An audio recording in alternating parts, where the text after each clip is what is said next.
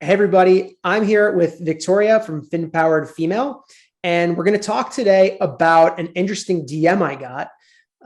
One of my followers actually mentioned that they had lost their job and they wanted to know how they would go about budgeting and kind of changing things financially in their lives to account for this loss of income.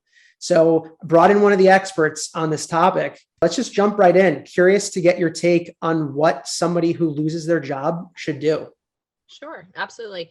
And thanks for having me, Ian. I appreciate it. I'm happy to be here. So I kind of look at this in two different ways. One being, what do you do when you've lost your job, right? How do you approach that from a financial perspective? And then number two is, for those people who haven't lost their jobs, but maybe don't feel that secure about their income, how do you protect yourself in the event that you do lose a job? How do you protect yourself against that? So you kind of see two different ways of looking at this. Let's say you lose your job. What's the next step? So I think honestly, the first thing that I would say, and we kind of touched base on this earlier, is I would take a breath, right? Like, let's breathe for a second. Let's take this in and understand that it is a big event, right? There's a solution to be had here, right? We can solve this problem. And a couple of things that I would kind of do after kind of taking it all in and understanding like what has just happened in my life, right?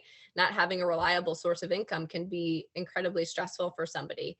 But the first thing I would do, honestly, I would kind of cut frivolous expenses, right? I would be looking at my utilities and my rent or my mortgage and my food and my car payments. And I would be looking at my necessities and really drilling down on understanding a lot of the peripheral things and the frivolous expenses, they kind of need to go for the time being, and kind of having that mindset that that's okay. It's a season of life that we're in. It's not forever.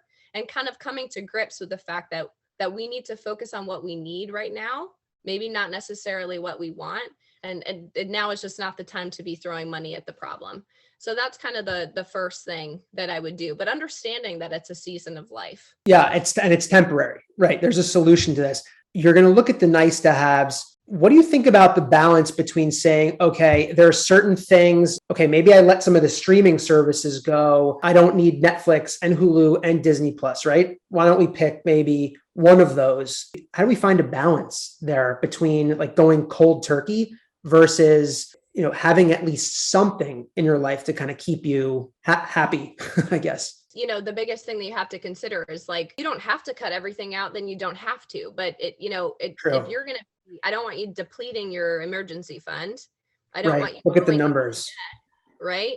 And so you really have to understand your numbers. There's not going to be like a one size fits all approach, but I think you really have to understand your numbers, right? Like you have to understand what's going out, and there needs to be a balance to some extent. But if you're in my opinion, if you're in a position in your life where you are not getting a steady stream of income, I want there to be, a little bit of fun, right? Because it's hard to sustain if there's not.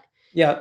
But now just feels like it's not the time to, focusing on those wants right now. And if you focus your energy more on seeking out income, right?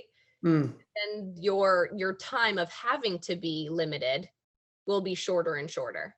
Okay, so let's talk about that. We took a breath. We maybe cut out some things and put our expenses more in line with what we can afford at this time in our life. Without having to go into debt, right? Without having to go into debt, right? Okay, now we're looking to add income back into the mix. Yeah, so the second thing that I would really focus on is kind of looking for ways, while you're looking for that reliable source of income, is looking out at the world that we live in and looking for additional streams of income. I mean, this is like the gig economy that we're living in, and whether it's a side hustle or you're selling unused items in your home, or you're selling products or services that you have a skill in, your Uber, Lyft, Uber Eats, I mean, dog walking. There's so many things that we all can access to generate additional cash flow. And that's really should be two ways to go, right? We either need to cut our spending or we need to increase our income. Yeah. It's like very simple. One or the other. Yeah. Kind of looking for those ways to generate additional cash flow that aren't going to cost you a lot of money to get into and start and begin. I was just going to say, I think there are streams of income that someone can create that might take longer to build up. Like if you were going to go use a platform like Upwork, and for those that don't know, Upwork is a place where professionals that have certain skills offer their services if you wanted to go and get someone to build a website, but it's going to take time to build that up, right? So I like what you said about you might be able to just like go download the DoorDash app and start making deliveries. I would do that. I would 100% start doing that. If I lost my income today, I'm a lawyer too. Like I can go back and practice law, but still need to put food on the table, still need money. I'd probably just hop in my car and do DoorDash. It's like that act fast. You're looking for quick cash. You're looking for money to be able to live out, whatever lifestyle that you can right now, so that you don't go into debt and you don't deplete your emergency savings, right? We're not looking at a career, or maybe it turns into one, but like it should be like a short-term vision of I'm looking for cash flow. The third piece of it is, revamp your resume. Oh, totally. Network, right? Like do soul searching, figure out kind of like what you said. You're a lawyer. You could go out and get that job, but for right now, like that requires a lot of time and effort. And is that really what you want to do? Right. So it's like, let's look for that quick income while we can. Yeah. While we're soul searching for what we really want to be doing. Yeah. And how we really want to earn a living and generate more stable, secure income going forward. Okay, let's switch gears to protecting ourselves. What can people do there? I think, for those people who haven't been laid off or maybe don't feel that secure about their current employment, or just in general, like for all of us, we never know what's going to happen tomorrow or the day after, right? So weird times. Yeah. Weird times out there. Oh, totally. But a couple of things that we can do is build up your emergency savings, right? Every single one of us should have an emergency savings for this exact reason, right? Whether you own a home and you have, an inevitable home repair that needs to be paid for, right? Happens. Yeah. It always happens. Or you have children or you have a medical emergency, you ride in an ambulance ride, right? It happens. Yep. Same thing with losing a job. It happens. And so creating an emergency fund where you have anywhere between 3 to 6 months worth of monthly expenses saved in an emergency fund, right? For this exact reason, so that you're not going into debt, so that you're not depleting other savings that you have for life goals, right? Or selling your investments, right? To be able to live out your lifestyle, right? That's the purpose of the emergency fund. So I would make that a priority to build that up.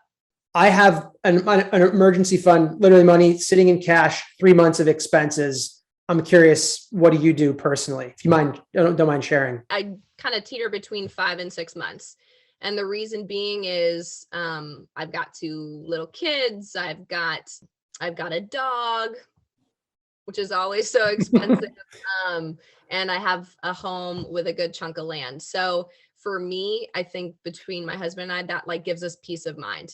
And some of it is not necessarily like sitting in our savings account. Some is in a savings bond, and some, earning a little bit more, not necessarily easily accessible. Cool. Okay. Number 2.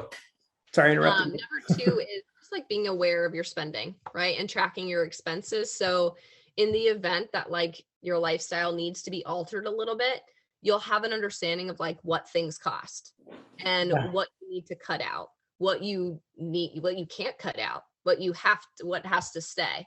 And you'll have like a real good understanding of, if my income is no longer here, what are the necessities? What needs to be paid for? Yeah, totally. That goes to the first thing you said, being able to cut back. How do you know what you can cut back on if you haven't been tracking your spending? Exactly. Oh, that's a no-brainer. Totally. Yeah. And I think it's also easy too for like somebody, for example, if I see on a piece of paper like Netflix, Disney Plus, Amazon Prime, like all the subscriptions that we all, YouTube TV, yada, yada, yada. So many. When you think about it like individually, like, oh, I cut Netflix, like, oh no, how sad. But when you see them all on a piece of paper, like combined, when you're tracking your expenses, you're like, I'm paying how much? Combined, I'm paying thousands of dollars, per year here. I thought this was like a steal for all of these subscriptions, but independently they may be, but all together, they're pretty expensive. It's a lot. It's a lot of Right. entertainment.